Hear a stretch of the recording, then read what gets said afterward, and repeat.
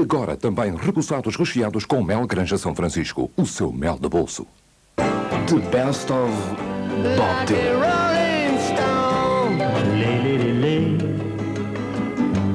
Lay across my big brass bed. She takes just like a woman. Realmente, o melhor de Bob Dylan.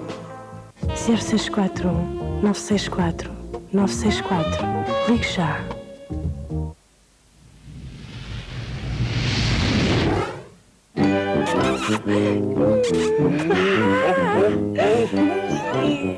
Quer comprar casa sem um orçamento pesado? No Crédito Predial há muitas novidades para si. Quem quer casa, vai ao Crédito Predial.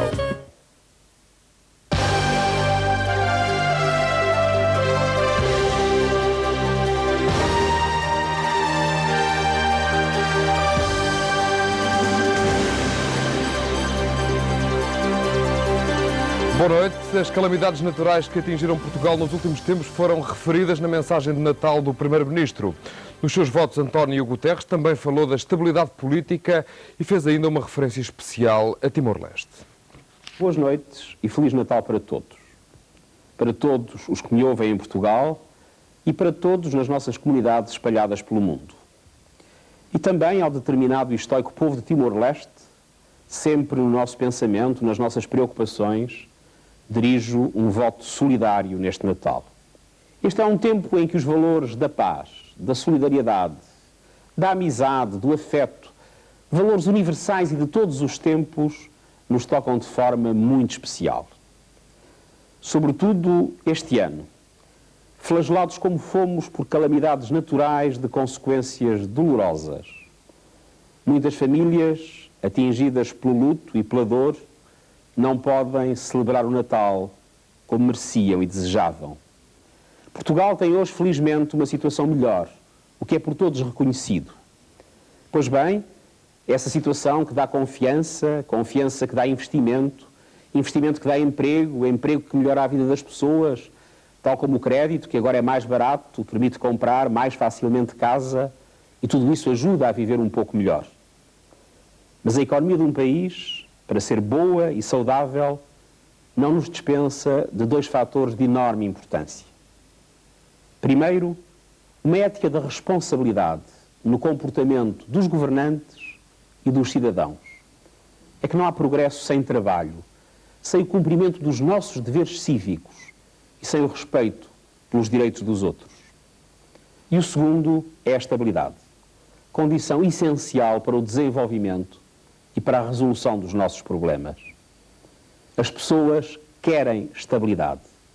É esse o apelo da razão e nós queremos dar estabilidade às pessoas. Porque são as pessoas que contam, porque é para elas que trabalhamos. São elas que justificam o nosso empenhamento. O essencial da mensagem do Primeiro-Ministro dirigida esta noite ao país. A noite de consoada foi de perigo, uma vez mais nos Açores. Uma derrocada de terras durante a madrugada levou à evacuação de 4 famílias nas Calhetas, a norte da ilha de São Miguel. O deslize de terras foi provocado pela chuva dos últimos dias e colocou a povoação em alerta, porque existe o risco de novas derrocadas. Por volta das 3 da madrugada, a falésia começou a cair. A queda da falésia pôs em perigo estas 4 casas. Os seus moradores foram realojados.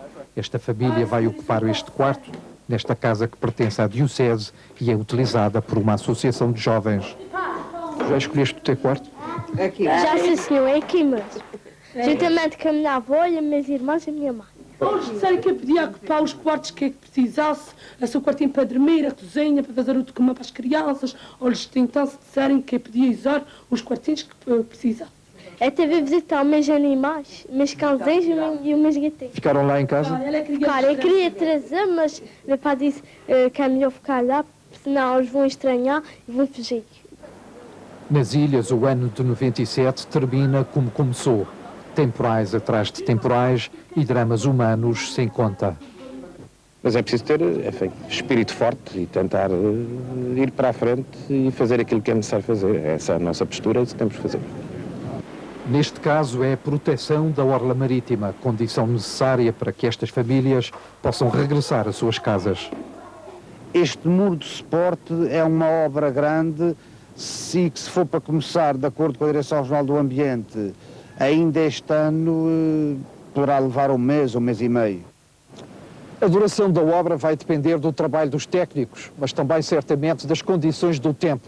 Hoje temos um dia excepcionalmente bom de inverno e mesmo assim houve derrocadas. José França esteve um gago da Câmara SIC, em São Miguel. Uma violenta explosão manchou o Natal da pequena aldeia de São Pedro do Corval, perto de Monsaraz. A explosão, num café, provocou a destruição de 2 carros e a queda de um prédio. Não há feridos a registrar, mas a Polícia Judiciária está no terreno a investigar este caso. Assim ficou o café do Sr. Carlos após uma explosão. Há 8 dias que o café funcionava. Ninguém em São Pedro do Corval arrisca um motivo lógico para o sucedido. À hora cá estive, à meia da tarde, ao fim da tarde, portanto era um ambiente perfeitamente normal. Era um café bastante frequentado. Tinha os clientes do costume, as pessoas a comerem o seu petisco, a beber um copo, um ambiente perfeitissimamente normal, sem problema, absolutamente. Não havia pessoas estranhas? Eu não vi pessoas estranhas, o que diz o dono do estabelecimento. Também não viu entrar ninguém. Sim, eu também não vi nada estranho, porque os habituais que vimos aqui são pessoas normais, pessoas que habitualmente aqui costumam vir e que eu avaliei eram 7 horas talvez, o Jorge chegou depois um bocadinho mais tarde, ou na mesma altura, e ficou. Pá. Depois eu geralmente não saio de casa depois de beber aqui o copo, mas não... não sei, não vi nada estranho. Tem alguma explicação? O senhor que era um cliente habitual tem alguma explicação para isto? Eu não. Deixámos fazer petiscos ou aquecer petiscos, eram aí 10 horas, 10 e tal da noite. Já não ligámos fogão, nada. E antes de irmos embora, pronto, estava tudo certo. Caso contrário, até à 1 hora da manhã, se houvesse fuga de gás ou coisa assim do género, cheirava a gás, não. Lógico. Mas nada, fechámos a porta. À 1h20, 1h25 da manhã, fomos para casa descansados. Às 5h30 da manhã, a aldeia acordava com uma forte explosão. Uma coisa mesmo terrível. As paredes tremeram, o candeeiro do teto do quarto quase que veio abaixo, a cama mexeu ainda. Durante a madrugada, os vizinhos não deram por qualquer movimento estranho, dentro ou fora do café. O senhor tinha alguém que lhe quisesse fazer mal? Suponho que não, porque eu não dou mal com ninguém. E toda a gente, até crianças e tudo, brincam comigo. A Polícia Judiciária está a investigar o caso.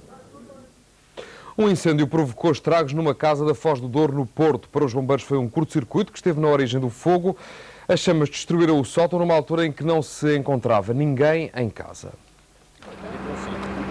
O sótão completamente destruído pelas chamas. O incêndio foi detectado à meia da tarde, numa altura em que não estava ninguém em casa. Segundo os bombeiros, o incêndio foi provocado por um curto-circuito. Eu presumo que as casas sejam motivadas por um curto-circuito, numa botija elétrica, precisamente na parte superior de onde as pessoas dormiam, que tinham uma cama junto precisamente à cobertura, e foi ali que teve o seu início.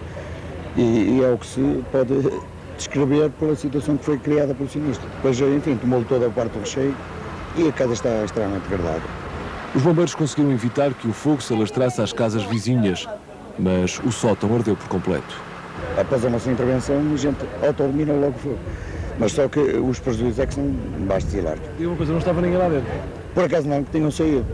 E as pessoas também não se aperceberam. E isso acontece muito com cortores elétricos e botijas de aquecimento. Na época é propício usar em si termostatos que não funcionam e por vezes levam-nos a estas situações. A casa ficou parcialmente destruída. O mau tempo também atingiu o norte da Europa. Na Irlanda e em Inglaterra superaram ventos superiores a 160 km por hora. A tempestade provocou 4 mortes e deixou 100 mil casas sem eletricidade durante as próximas 48 horas. Esta é já considerada a maior tempestade dos últimos 23 anos. A noite de Natal foi de sobressalto. Ventos de 160 km/h rebentaram as linhas telefónicas e elétricas e provocaram a morte a 3 pessoas que andavam nas estradas. Em Liverpool, na Inglaterra, a queda das árvores matou 2 mulheres que se encontravam dentro dos carros e no país de Gales, um motociclista não sobreviveu à força do vento. Na Irlanda, a tempestade fez mais um morto, um jovem de 19 anos, vítima da queda de um muro.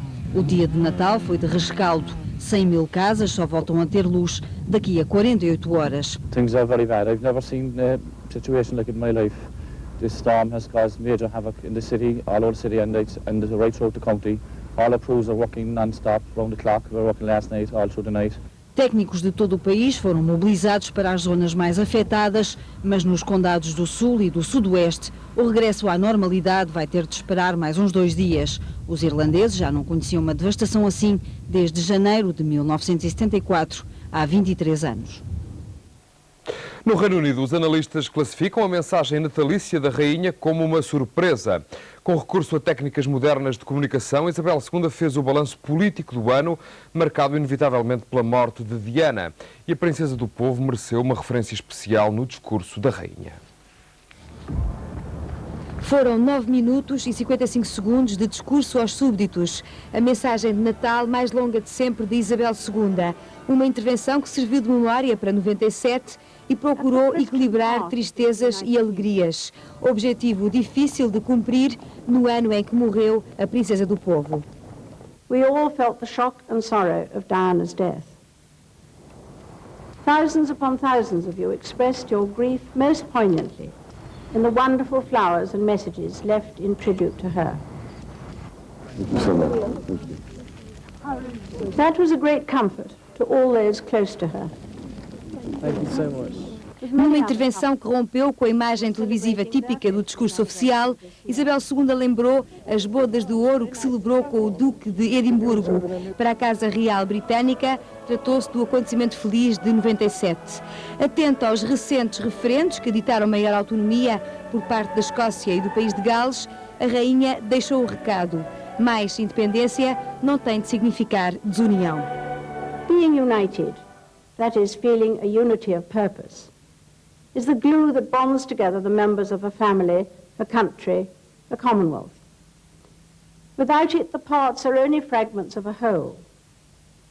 With it, we can be much more than the sum of those fragments. O sumário do ano, que agora chega ao fim, não deixou de lado as obras que permitiram recuperar o castelo de Windsor depois do incêndio. Isabel II surgiu ela própria no ecrã como Cicerone a dar conta da transformação. Imagens que permitiram conhecer uma faceta menos formal da Rainha de Inglaterra. Na viragem do século XX, a família real britânica não hesita no recurso às novas tecnologias. Este Natal mostrou o discurso da Rainha enquadrado numa superprodução televisiva. E ao que dizem as estatísticas, a aposta deu frutos. 55% da população do Reino Unido acompanhou a mensagem, mais do dobro dos interessados em 96. Passou o dia de Natal, o dia da tradicional mensagem do Papa à cidade e ao mundo, Urbi et Orbi. Apesar de visivelmente combalido, João Paulo II surgiu à varanda do Palácio no Vaticano, do Palácio de São Pedro, para apelar à paz no planeta e para, uma vez mais, pedir perdão aos judeus pela perseguição movida pelos católicos. Cada vez mais fraco e doente, o Papa Karol Wojtyła apareceu hoje, como todos os anos, na varanda da Basílica de São Pedro, para a tradicional mensagem Urbi et Orbi. Português. Feliz Natal para todos e que a luz de Cristo Salvador ilumine vossos corações de paz e de esperança. Um apelo à paz, à consolação dos refugiados e dos novos pobres.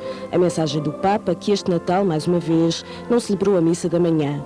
Os médicos aconselharam-no a não o fazer por estar muito fraco. Mesmo assim, ontem, João Paulo II não faltou à tradicional missa do Galo e aproveitou para, mais uma vez, fazer uma contrição pelos pecados da Igreja Católica, sobretudo pelos séculos de perseguição ao povo judeu. E já daqui a pouco, na segunda parte desta edição, a memória de Augusto Pinochet. Esta sexta-feira, o antigo ditador chileno abandona aquele que é o seu último cargo público. Dentro de instantes, até já.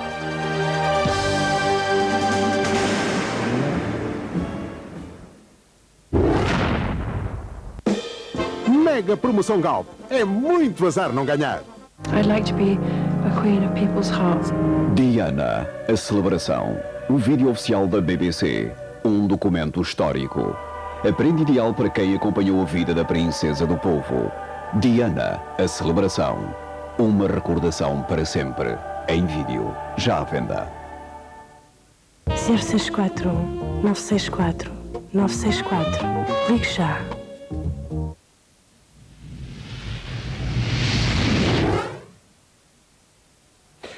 No Chile, o general Augusto Pinochet abandona esta sexta-feira o último cargo público que lhe restava, o de chefe do Estado-Maior-General das Forças Armadas. Ficará apenas com o título de senador, que lhe garante imunidade perante as várias comissões que estão ainda a averiguar as atrocidades cometidas nos tempos da ditadura. Durante mais de 2 décadas, Pinochet foi a figura dominante da vida chilena. O seu legado para a história está longe, no entanto, de ser elogiável. Governou o Chile com mão de ferro ao longo de 17 anos. Em 1973, este homem de rosto duro e voz forte derrubou pela força Salvador Allende, um marxista democraticamente eleito. Os militares tomavam o poder para salvar a nação, mas a memória que os chilenos têm de Pinochet está longe de corresponder ao horizonte anunciado. O general queria travar a inflação e o desemprego, numa altura em que o marxismo tinha grande popularidade no continente e se perfilava como uma ameaça. A administração Nixon ajudou os militares no derrubo de Allende. Os anos seguintes mostraram a face mais negra da ditadura.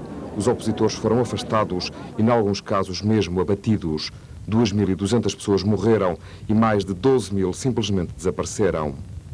Mas internamente a margem de manobra do regime tornou-se cada vez menor, com os intelectuais e os estudantes à cabeça dos protestos e com a pressão crescente da comunidade internacional. Pinochet foi forçado a ceder. No fim dos anos 80 e depois de um plebiscito nacional, entregou a presidência a Patrício Aylwin. Terá sido o seu fim político, mas não o fim da sua influência. Agora, aos 82 anos e com uma saúde debilitada, sai finalmente de cena. Mas muito do que fez permanece. Ou não fosse, por exemplo, o 11 de setembro, data do seu golpe militar, feriado nacional.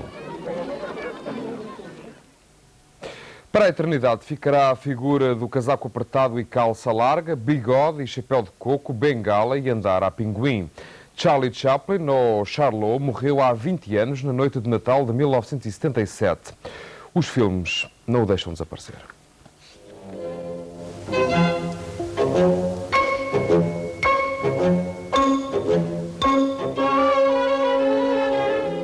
É o vagabundo mais célebre do cinema. Ator e realizador ao mesmo tempo, a personagem sobrepôs-se ao homem. Charlot antes de Chaplin. Não foi o único cineasta a descrever a fome, mas foi dos poucos a conhecê-la e a fazer rir com isso.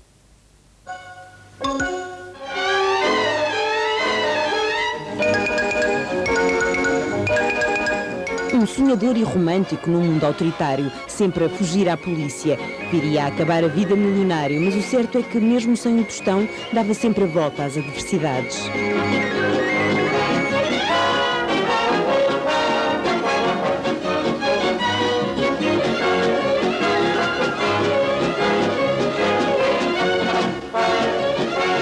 Com um riso e críticas, e mesmo sem palavras, Chaplin foi implacável.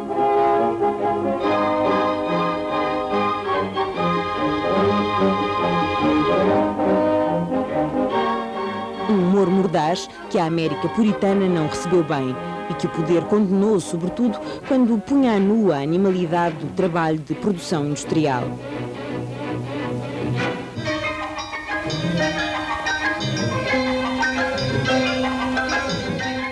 Com 88 anos de vida, 53 de trabalho, mais de 100 filmes. Para rir, chorar e pensar.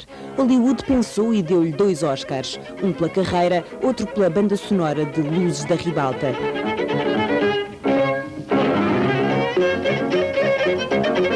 A história da bailarina e do palhaço é o seu testamento em forma de filme, onde a despedida se anuncia. This is a wonderful evening. I'd like to continue, but I'm stuck.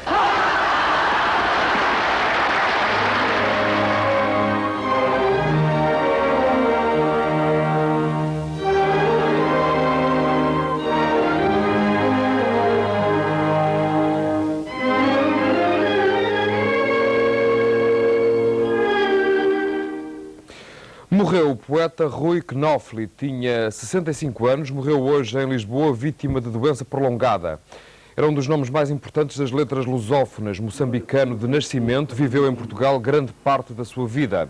O próprio tinha dificuldade em responder à pergunta se sentia mais português ou mais moçambicano. Diplomata e escritor, Knofli deixa uma obra notável. Os seus livros mais conhecidos são Ilha Próspero e O País dos Outros. A última obra, Monhé das Cobras, é considerada a sua autobiografia. Partiu o poeta, deixou os livros. Boa noite, até amanhã.